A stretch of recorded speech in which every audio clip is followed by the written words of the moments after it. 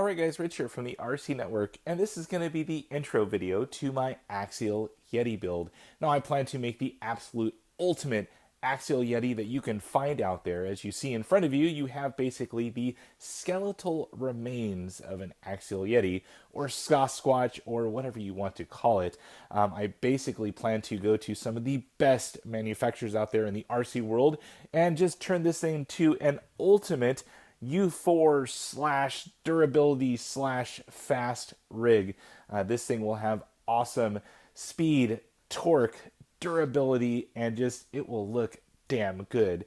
So stay tuned throughout the series. This will be the intro video, and then right after this it'll go into some parts that I'm using, and then at the very end of this video you will see how those parts turned out.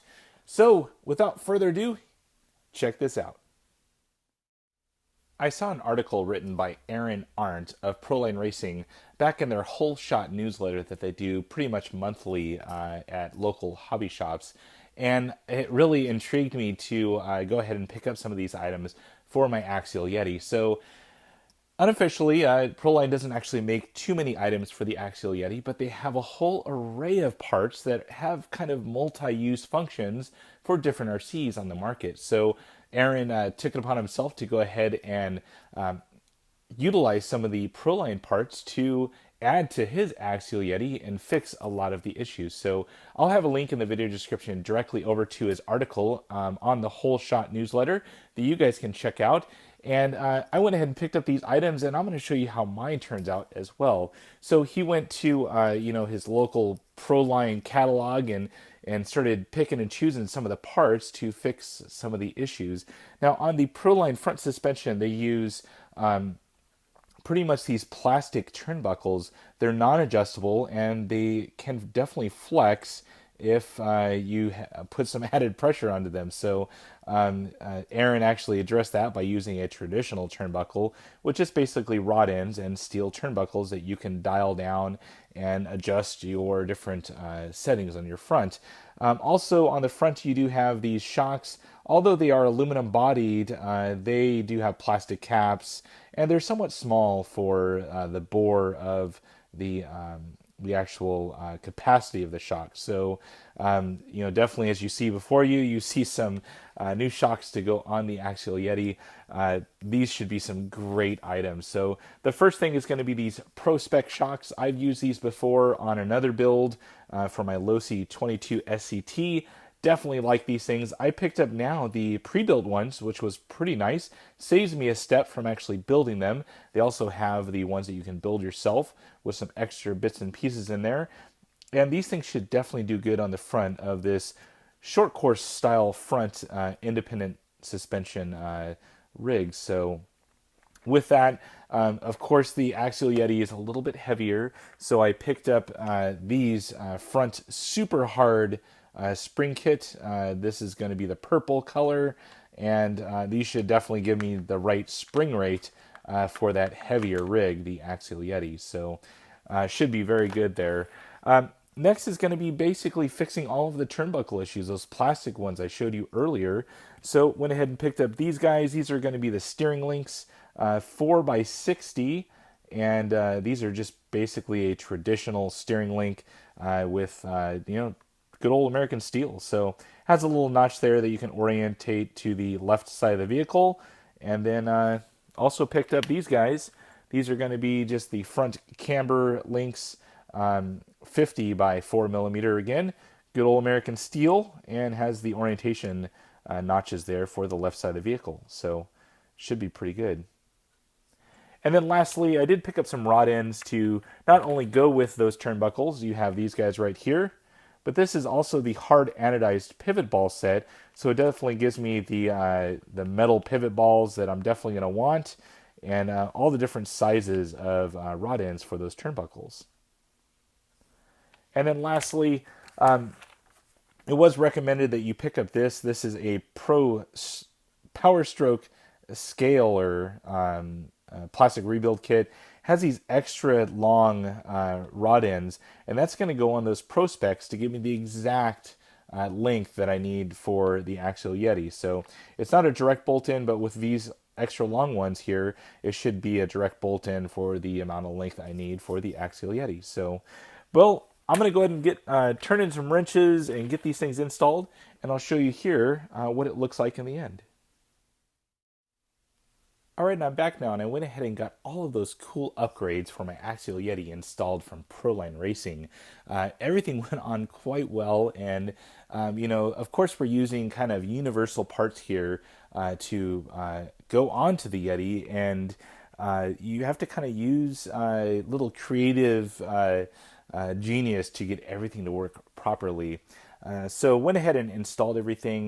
There's definitely different parts out there that are available, but I wanted the adjustability of traditional turnbuckles on my steering and also my Camber Links here. So went ahead and installed these two items. The first one right here, this is going to be the actual Camber Link. These are 50 by 4 millimeter traditional turnbuckle links. Great items, and they're made of just solid steel. So should definitely firm up everything on the front suspension. As you know, the Axial Yeti comes with plastic non-adjustable turnbuckles on the front, so wanted to kind of beef that up a little bit. So that's going to be the Camber Links, or the shorter link of the Axial Yeti. Next one here is going to be the 60 by 4 millimeter. It says Camber Link there. That's for a different vehicle. These are actually going to be the steering links. So those went on quite nice as well. Just solid item, and once again made of steel. So went ahead and added those items. Now with that, you will need some rod ends and also some pivot balls. So I added this. This is their whole set of hard anodized pivot balls.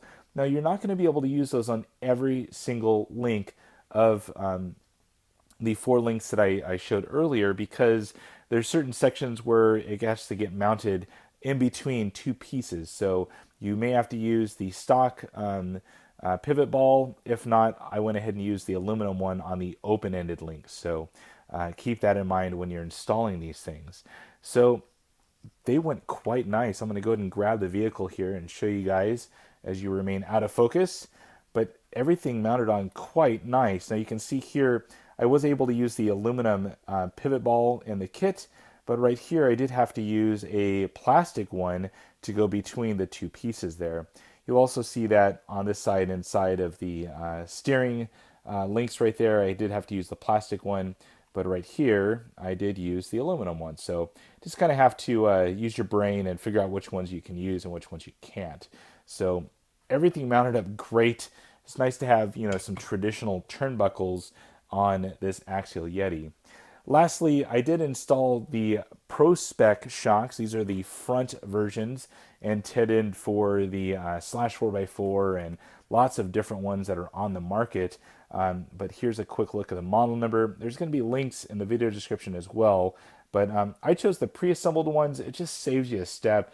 They also have a version of this that is broken down and you have to install it. You still have to add your own oil, and I went ahead and I went with a 45 weight oil just as a platform. I'm gonna have to go from there and see what I may have to adjust down the line. So, but for right now, 45 weight with the piston that was included. There are other pistons that's included in this kit, including a blank one, so you can drill your own size holes for whatever you want. So, but those things went on very nice. I did add the purple ultra hard or super hard spring to the kit. This one went straight on. This one was the suggested one by Aaron over at Proline Racing. So this one should go on nice. It should be the right spring rate for a really heavy Axial Yeti. So let's go ahead and take a look at those really quick. Once again, super nice item, all aluminum. It should just really provide a great front suspension. Already I can tell everything's super plush. Just it feels so uninterrupted.